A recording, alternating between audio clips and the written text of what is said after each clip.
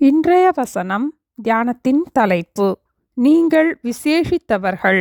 மத்தேயு 6:26. ஆகாயத்து பட்சிகளை கவனித்துப் பாருங்கள், அவைகள் விதைக்கிறதும் இல்லை, அறுக்கிறதும் இல்லை, களஞ்சியங்களில் சேர்த்து வைக்கிறதும் இல்லை, அவைகளையும் உங்கள் பரமபிதா பிழைப்பூட்டுகிறார். அவைகளை பார்க்கிலும் நீங்கள் விசேஷித்தவர்கள் அல்லவா? ஆகாயத்து பறவைகளை கவனித்து பார்க்கும்படி இயேசு மலைப்பிரசங்கத்தில் கூறினார். சில பறவைகள் பறப்பதற்கான பலனை பெற்றுக்கொள்வதற்கு தங்களுடைய சரீர எடையை காட்டிலும் 2 அல்லது 3 மடங்கு எடையுள்ள ஆகாரத்தை தினமும் உட்கொள்கிறது. அப்படியானால் பறவைகள் அதிகமான ஆகாரத்தை கண்டுபிடிக்க வேண்டும். அந்த பறவைகளையும் உங்கள் பரமபிதா பிழைப்பூட்டுகிறார். அவைகளை பார்க்கிலும் நீங்கள் விசேஷித்தவர்கள் அல்லவா என்று இயேசு கூறினார். அந்த பறவைகளை பிழைப்பூட்டுகிற ஆண்டவர் நம்மையும் பிழைப்பூட்டுவார்.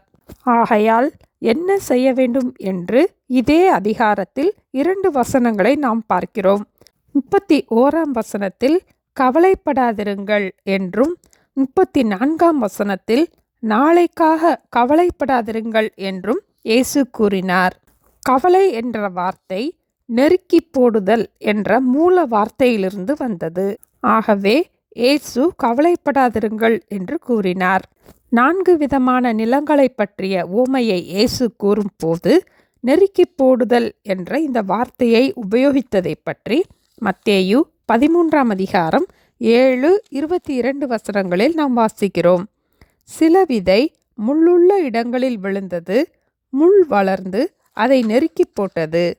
முள்ளுள்ள இடங்களில் விதைக்கப்பட்டவன் வசனத்தை கேட்கிறவனாயிருந்தும் உலகக் கவலையும் ஐஸ்வர்யத்தின் மயக்கமும் வசனத்தை நெருக்கி போடுகிறதினால் அவனும் பலனற்று போவான்.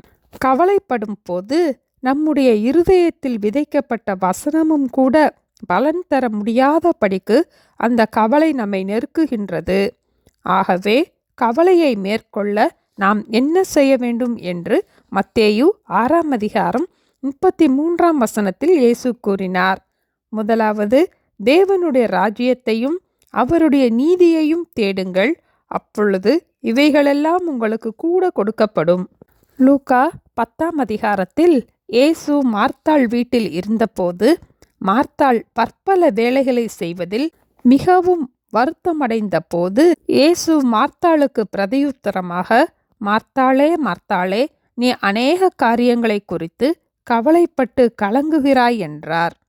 மரியாள் இயேசுவின் பாதத்தருகே உட்கார்ந்து அவருடைய வசனத்தை கேட்டுக்கொண்டிருந்தாள்.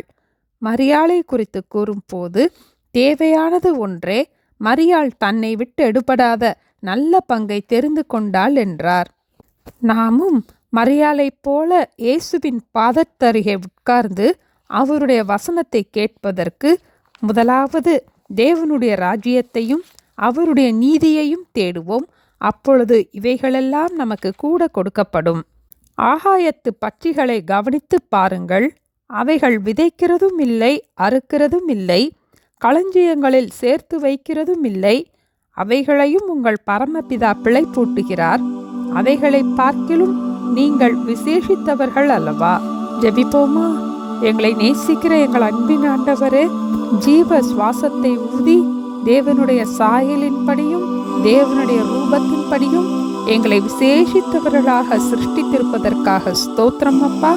நாங்கள் மார்த்தாளை போல பற்பல காரியங்களை செய்வதில் மிகவும் வருத்தமடைந்து அநேக காரியங்களை குறித்து கவலைப்பட்டு கலங்காத படிக்கு மரியாளை போல தேவனுடைய பாதத்தில் அமர்ந்திருக்கும் நல்ல பங்கை தெரிந்து கொள்வதற்கு ஒவ்வொரு நாளும் முதலாவது தேவனுடைய ராஜ்யத்தையும் அவருடைய நீதியையும் தேடி கவலையை மேற்கொள்ள எங்களுக்கு கற்றுக் கொடுக்க வேண்டுமாய் இயேசுவின் நாமத்தில் ஜெபிக்கிறோம் பிதாவே, ஆமென்.